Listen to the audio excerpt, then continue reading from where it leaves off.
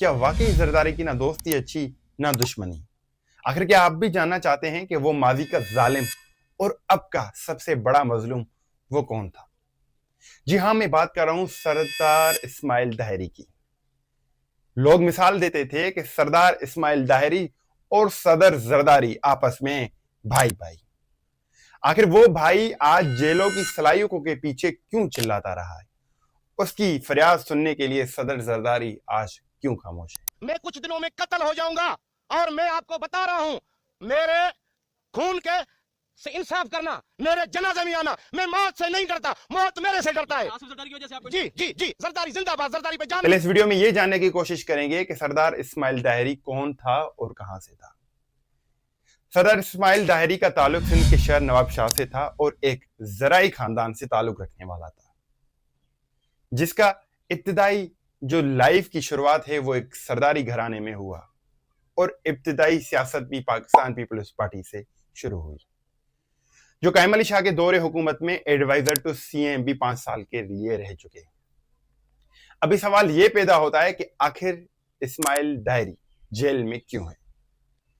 इब्तिदाई reports के मुताबिक उसके अपने ही घर से उनके अपने ही मालकान ने उनके खिलाफ एक ऐसी नाजेबा हरकत की जिसके लिए उसको ये सजा भुगतनी पड़ रही है। जराये के मुताबिक सरदार इस्माइल दाहरी को नशे वाली चीजें खिला और पिला के नाजेबा गंदी जुबान में सदर जरदारी और बीबी फरियाल टारपुल के खिलाफ वीडियोस बनाने के लिए कहा गया और वो सोशल मीडिया पर मंजरियाम पे आई और जिसके नतीजे में आज वो सजा भुगत रहे। पेराल मुंह ते को जुल्म करे बियो जिया लंजार फरियाल टालपुर अजमा तो अगमी फरियाल जो नालो न तो। आखिर सवाल यह भी पैदा होता है कि क्या वाकई सदर जरदारी और सरदार इस्माइल दाहरी आपस में क्लोज फ्रेंड भी थे? जराये के मुताबिक जब सरदार जरदारी के दौरे कैद में जब गपशप करने के लिए कोई बंदा नहीं होता था तो सिंध से स्पेशली रावलपिंडी तक इस्माइल दाहरी सदर जरदारी की जेलों की सलाइयों के पीछे बाहर इंतजार करता था। ये मेरे अल्फाज नहीं है, ये पीपल्स पार्टी के सीनियर अरकान सैयद इब्ने रिजवी के अल्फाज हैं। उसने कहा मैं और सिंध से ताल्लुक रखने वाले एक इस्माइल दाहरी थे जो सदर जरदारी की ड्यूटी के लिए हम रात और दिन जेल के बाहर खड़े हुए होते थे। आसिफ भाई सरदारी साहब की ड्यूटी पर लगाया दिया तो 6 महीने तो मैंने बड़ी अच्छी ड्यूटी रोज आना जाना 6-7 महीने। इस्माइल दाहरी सिंध से एक लड़का था वो और एक खोसा साहब थे, उनके साथ 2 सिंधी थे, उसका पूरा नाम कौन से कुसाम कहते इस्माइल दाहरी हो ये उनके अके 2 साथ दिल्ली से मैं हो गया तो उनको लेके जाना उनके साथ बैठता था। मैं सीट है आधी सीट है साथ बैठो। और वो इतने क्लोज फ्रेंड सदर जरदारी के आज वो क्यों जेल में तड़प रहा है और उसको इवन दो इलाज करने के लिए इजाजत नहीं मिल रही। और वो कई तकरीबों में सदर जरदारी को अपना दोस्त नहीं बल्कि अपना बाप कहकर बुला चुका था। जब हमने इन एलिगेशंस की इन्वेस्टिगेशन करना शुरू की और तरतीब करना शुरू की तो इस्माइल दाहरी की तरफ से हमें यह देखने को मिला, उसने कहा कि मेरे और सिंध के अभी घरू वजीर जिया हुसैन लंजार साहब के दरमियान एक जंग चल रही है जो वो अपने पावर्स को इस्तेमाल करके मुझे जेल की सलाइयों में उसने रख दिया है। और उसने ये भी दावा किया कि बीबी फरियाल टारपुर साहिबा के साथ जिया हुसैन लंजार साहब को मिलाने वाला भी मैं बंदा था। आज वो मेरे खिलाफ प्रोपेगेंडा और मेरे लिए ये मसले क्रिएट कर रहा है। हेलो होम मिनिस्टर का माफी वठो छा जी अदा छा के समास वेस पाते चढ़ंदो 500 तो मुझे वकील थींदो आई मां फरियाल टालपुर साहब मां वठी वणा वारो अच्छा मां होम मिनिस्टर का मुझे छा के माफी। वो अलग सी बात है कि जो सरदार इस्माइल दाहरी ने पीपल्स पार्टी की सीनियर क़यादत के ऊपर इल्जामात लगाए हैं उनके हम ऊपर तरजीह नहीं करते क्या वाकई वो अनथ्रेटनिंग है या वो फेक है।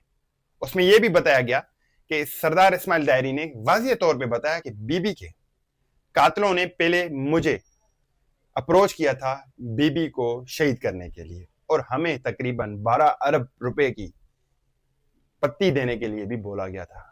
मगर जब हमने उनसे पूछने की कोशिश की कि अगला बंदा है कौन जिसको मारना है तो उन्होंने बताया कि ये मोहतरमा बेनज़ीर भुट्टो साहिबा है। तो उसने कहा ये हमारी माँ भी है और हमारी बहन भी है। दूसरे दिन फोन आ गया, ये तुम्हारी पास है, पास दो। अरे मेरी पास को क्या करोगे, पास ये पास मोहम्मद खान चाचड़ की पास दो, वो भी मेरे पास थी, मैंने बोला ये लो ठीक है। पास लेके गए, 1 घंटे में दुबई की वीजा लग के आई। मतलब पूरे दिन में हम 8 घंटे में दुबई पहुंचे। जब हम दुबई पहुंचे तो एक आदमी एक शादी होटल में बैठा था, तो मोहम्मद खान चाचड़ से सवाल किया, एक बंदे के पास 40 गाड़ियां स्कॉट की चलती हैं और 100 गाड़ी पुलिस की चलती है, वो कैसे एक्सपायर मर सकता है? तो उन्होंने ये कहा, तो साईं 12 अरब खर्च आएंगे। कैसे 12 अरब? हमने बोला हाजुर है, हम किराए के कातिल बनते हैं, जो तेरे दुश्मन हमारे दुश्मन।